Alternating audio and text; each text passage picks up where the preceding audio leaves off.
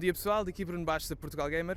Atrás da câmara temos Guilherme Brito e estamos aqui na apresentação do novo jogo da Ready at Dawn, The Order 1886.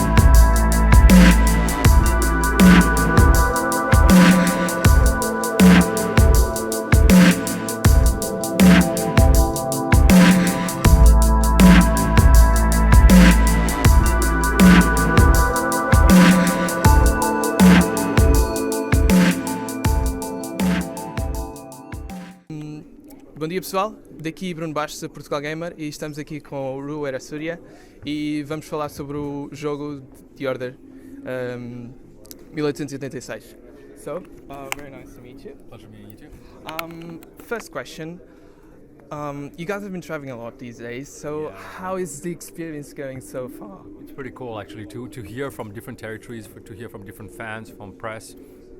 It's what we make games for, right? It's it's great to kind of create stories and create a game, but what matters is what people think of it and what people actually experience through it, and it's been absolutely unbelievable. The journey has been really cool up to now.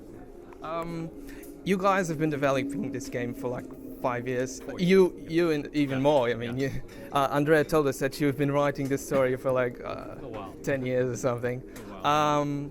How does it feel, to let go of this baby that you guys have been brewing on for 4 years? My God. It's like letting a baby walk for the first time, right? It's not easy because sometimes you put your heart into it. I mean, we have a whole team of guys that have put so much of themselves into this game.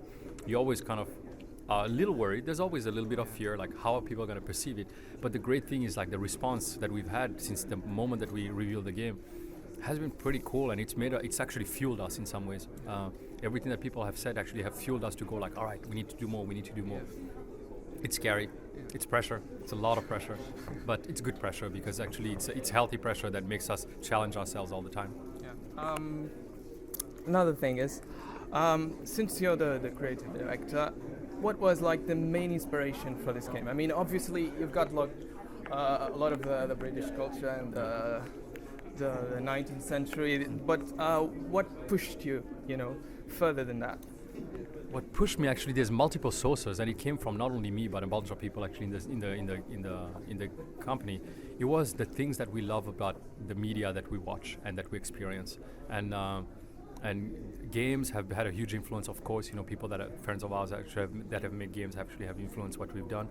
Movies that we've seen, books that we've read, history. The funny thing is that it's hard to point to one thing because what we wanted to do here was create an alternate history, so it did matter that all of that mattered. Photography in the 19th century was a huge part of the visuals that we were trying to achieve. We had all of those things as sources, and what we were trying to do is figure out like, look, we all have a love for all these things and all these different moments for a reason. How do we basically move forward with it and relate it to the story? So we created moments like, I think, maybe you like saw in the demo, something we call the alien moment, where a Lycan basically comes on top, the blood drips basically on your shoulder, and you get behind the gun and you close it. That literally is an ode to Ridley Scott and to the first Alien movie. Some of the gameplay mechanics that we built, or the cover mechanics, of course, there have been games like Gears of War and all that have influenced the things that we want to do because we love playing those games, and we wanted to add to it by, for example, adding soft cover. So the great thing is that inspiration came from like these sources that were so a multitude of them, but every single time we try to basically put our own twist and add a little bit more to it. Yeah, it works out pretty amazingly. I mean, I've tried it. I've seen the videos. It's been amazing so far. Thank you. Another question that I had. I'm sorry, I have to. Oh yeah. So a problem that has been going on lately is like release of unfinished games. I mean, with 4 years, I think that you guys try to not go by that rule. I mean, obviously, you're always going to have things that you you think, oh, I should change this, oh, I should make this, Yes. improve this further. But did you guys feel pressure to like finish it, or did you feel, in the end that it met your expectations, it surpassed your expectations? What was the feeling? I think you bring up a very good point about you always feel like you want to do more. The thing about games is that you always want to do more. There's always ideas you left on the table. There's always things that you could have done better. There's always more polish. You can never stop polishing a game to the point that you probably will get sick of it yourself. But what we ended up by doing was releasing a game that we were proud of. It's something that did exceeded our expectations on some stuff, because we took risks that we weren't even sure we're going to succeed on. We made decisions 4 years ago. We had no idea. It was kind of naive of us, but we literally said all right, we're going to do all of this stuff. And people were just like, yeah, but are you kidding me? Like, how are we going to do all of that? And we did exceed a lot of those expectations. And we released something with like you said, games coming out that maybe aren't finished and all. We wanted to release an experience that was whole. Hence the reason why we delayed by like 4 months.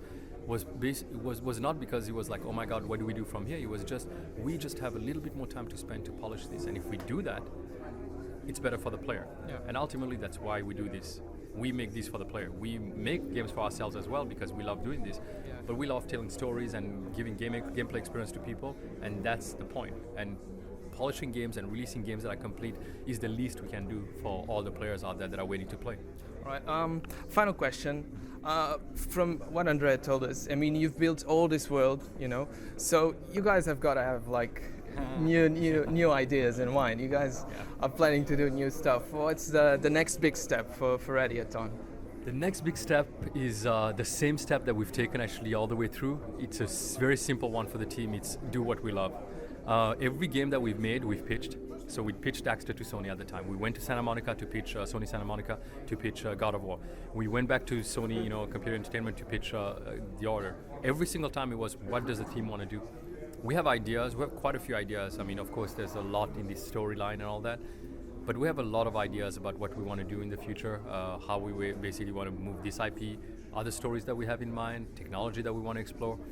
So right now we're actually doing a lot of exploration. We're doing a lot of us, in some ways, soul searching as developers, because I want to know that whatever we do next is going to be something that everybody's just going to basically attach to, just like we did here, that they're going to go, all right, I don't care how many years we spend on this, let's just get into it. All right. Thanks. Pleasure. Thanks a lot. See you next time. Thanks.